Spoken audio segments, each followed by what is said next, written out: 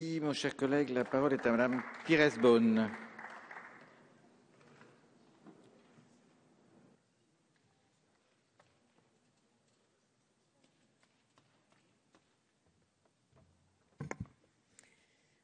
Monsieur le Président, Monsieur le Ministre, Monsieur le Président de la Commission des lois, Madame la Présidente de la délégation, Monsieur le rapporteur, Madame la rapporteure pour avis, mes chers collègues.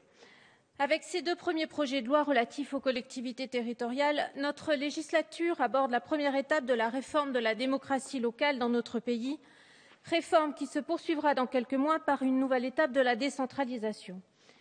Mais si nous légiférons aujourd'hui, c'est aussi sous la contrainte de l'héritage de la précédente majorité. Il a été en effet nécessaire d'abroger le conseiller territorial. Le président Sarkozy, estimant que nous avions trop de niveaux de collectivité territoriale, souhaitait, sans le dire explicitement, supprimer le département.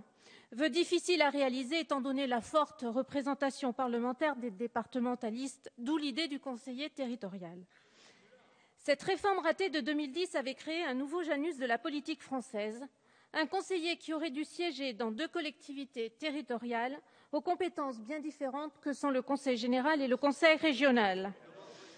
Ce conseiller territorial, voulu par certains de nos collègues de l'opposition, n'a pas été mis en place dans l'intérêt des collectivités territoriales, ni celui de la décentralisation, ni bien évidemment celui de la démocratie locale.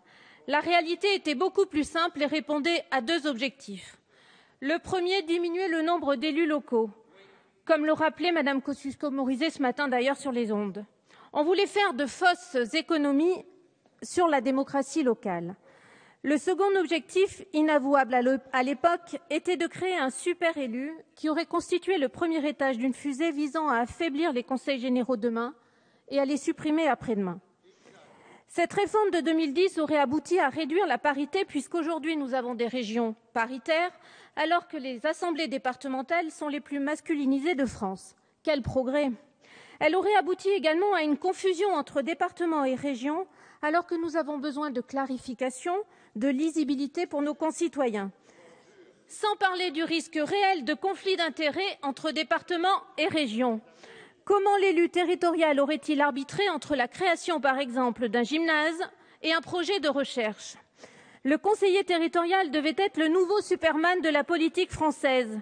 Mais toute cette aventure s'est transformée en un gigantesque charcutage de nos institutions locales, rien de plus, et il est de notre responsabilité de mettre un terme définitif au bricolage électoral de l'ex-majorité. Pour compenser cette suppression, il est nécessaire d'instaurer un mode de scrutin pour les conseillers départementaux. Nous aurions pu revenir au mode de scrutin qui prévalait avant 2010. Mais cela aurait été faire fi de la parité et de la démocratie locale, valeurs auxquelles nous sommes très attachés.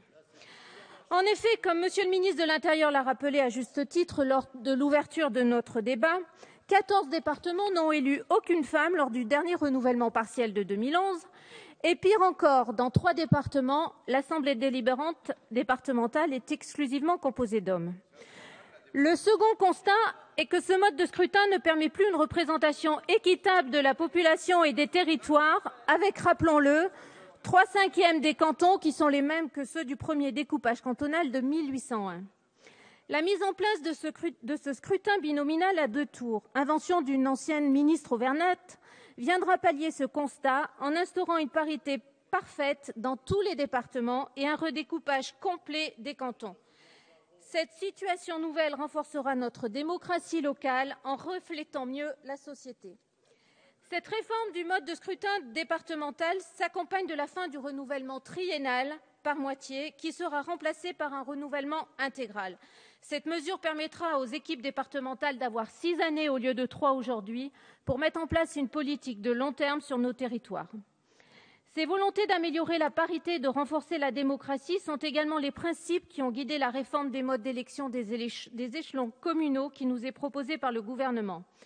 D'une part, l'abaissement du seuil de nombre d'habitants pour l'application du scrutin proportionnel de liste aux élections municipales est une bonne chose pour la parité et une meilleure représentativité des divers courants politiques ou d'opinion.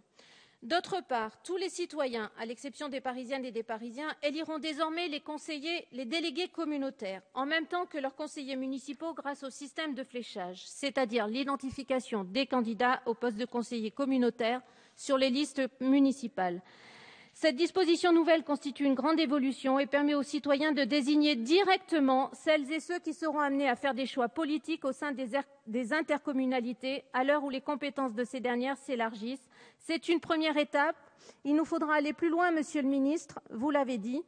Justice, parité et modernité, telles sont les ambitions portées par le gouvernement. Vous en conviendrez, mes chers collègues, ce sont des objectifs auxquels nous ne pouvons qu'adhérer. Je vous remercie. Merci.